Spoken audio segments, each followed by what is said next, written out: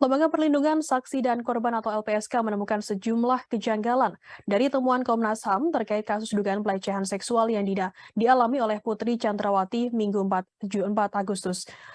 Wakil Ketua LPSK Edwin Partogi Pasaribu mengungkapkan pihaknya menemukan beberapa kejanggalan dari temuan pelecehan seksual yang diduga dilakukan oleh Brigadir Nofrian Syah-Yosua Huta Barat alias Brigadir J. Ada 7 poin dalam rekomendasi dan temuan Komnas HAM tersebut.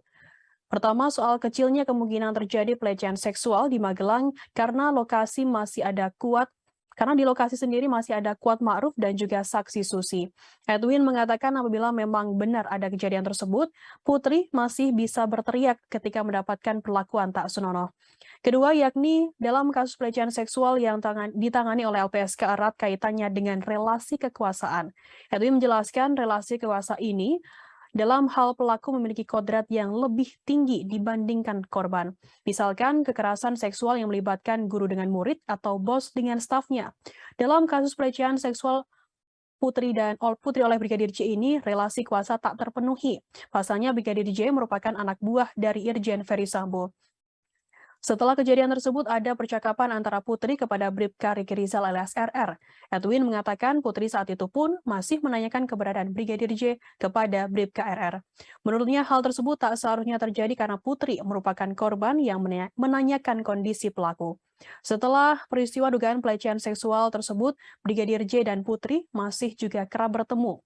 Bahkan saat tiba di rumah pribadi di Jalan Saguling 3, Duren 3, Jakarta Selatan, Putri dan Brigadir J datang bersamaan dan memasuki rumah itu.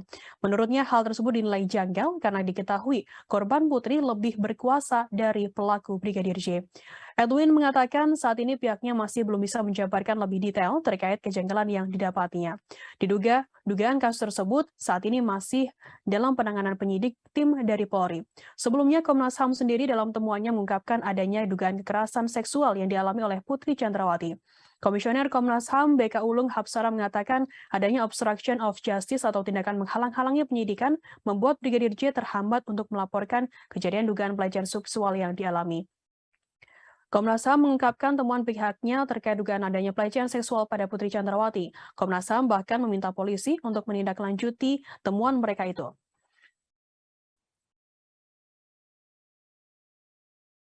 Terima kasih sudah nonton. Jangan lupa like, subscribe, dan share ya.